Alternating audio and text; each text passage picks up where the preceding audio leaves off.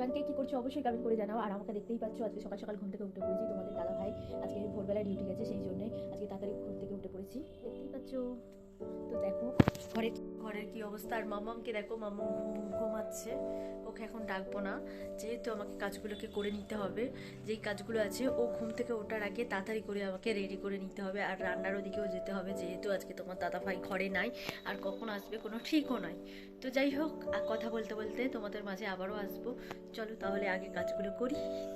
মন থেকে কিছু অপ্রয়োজনীয় জিনিস মাঝের মধ্যে সরিয়ে ফেলতে হয়। সব স্মৃতি রেখে কখনোই চলা যায় না। ছেড়ে দিতে পারলেই সামনে এগানো সহজ। চলো তার আগেই বলে দিই, হ্যালো এভরিওয়ান, আশা করছি সবাই ভালো আছো। আমিও মোটামুটি ভালো আছি। শীতকাল, চুলের অবস্থা এবং মুখের অবস্থা খুবই খারাপ, এবং বাড়িতে একটা ছেড়ে সবাই 4-5টা করে পড়ছে, মানে সোয়েটার। এগুলো তোমার দাদাভাই করে, কিন্তু আজকে যেহেতু তোমার দাদাভাই নেই, আর তার থেকে বড় কথা হচ্ছে ঘরের অবস্থা প্রচন্ড খারাপ, বুঝতেই পারছো। শীতকালে সকালবেলায় কিছুক্ষণ আগে একটা ছেড়ে একটা পড়ে, সব জিনিস ওলটপালট চলো হয়ে আছে। বেশি সব কথা গোছাতে বলে হবে। আস্তে আস্তে একে একে সব কাজগুলো করে নিই।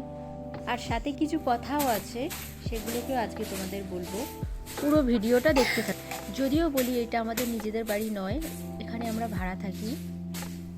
এই ঘরটা আমার শুধু ঘর নয়, এই ঘরটাকে আমরা মন্দির ভাবি। এখানে কিছু মানুষের স্বপ্ন জমে থাকা, বলা অনেক কথা। আর ঘর যতটা গোছানো, জীবনও কিন্তু আর এই ঘর এলোমেলো হয়ে থাকলে পারে বুঝতে হবে কোথায় মনটাও অশান্ত। ঘর পরিষ্কার করতে করতেই বুঝি জীবন থেকে কিছু অপ্রয়োজনীয় জিনিস সরিয়ে ফেলতে হয়। কখনোই বেঁচে থাকা যায় না। ছেড়ে দিতে পারলেই সামনে এগোনো আর যায়। ঘর সাজানো মানে হচ্ছে ঘর সাজানো ঘরের নয়, ঘরের কাজকর্ম করা নয়। কিছু কিছু কিছুটা জিনিস আছে, মানে নিজেকেও সাজিয়ে নেওয়া। ঘরটা পরিষ্কার করছি ঠিক কথাই, কাল নিজের চিন্তাগুলোও আস্তে আস্তে এইভাবেই পরিষ্কার করব। আর যেই ঘরের ভালোবাসা থাকে সেই ঘরের বিলাসিতা দরকার হয় না।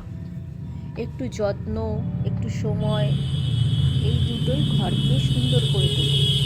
আর আজকে এই ঘর গোছাতে গোছাতে মনে পড়ল, জীবন ঠিক এমনই, একটু একটু করে সব গুছিয়ে নিলে আবার ঠিক আগের জায়গায় চলে আসে। ঘর গোছাতে গোছাতে কিন্তু তোমাদের সঙ্গে অনেক কথাই শেয়ার করলাম।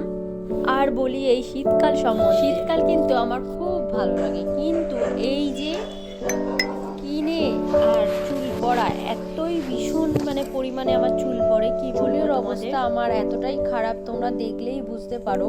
আমি জানি চুলও ঝরে ঝরে যাচ্ছে। এত ভালোবাসা দিয়ে রাখতে চাইছি কিন্তু চুলও থাকে না। তাই একটা জিনিস কি, বেশি অতিরিক্ত ভালোবাসা দিলে পারে কোনো কিছুই টেকে না। এই জামা প্যান্ট দেখছো, কাঁদি কাঁদি জামা প্যান্ট হয়। এই শীতকালের সময় আরো বেশি, দেখতেই পাচ্ছ কত কেজেছি। এগুলোকে সব এখন গোছাতে হবে। 4-5 জনের জামা কাপড়, সোয়েটার, মোজা, টুপি, দেখতেই পাচ্ছ। এত ঘর নোংরা হয়ে থাকে, কি বলবো, যতই গোছাই ততই যেন নোংরা হয়ে থাকে। মেন কথা তোমাদেরকে যেটা আমি বলবো, তোমরা ইউজ করো এমন কিছু তেল বা কোনো রকম শ্যাম্পু বা কোনো কিছু, অবশ্যই আমাকে কমেন্ট সেকশানে জানিও।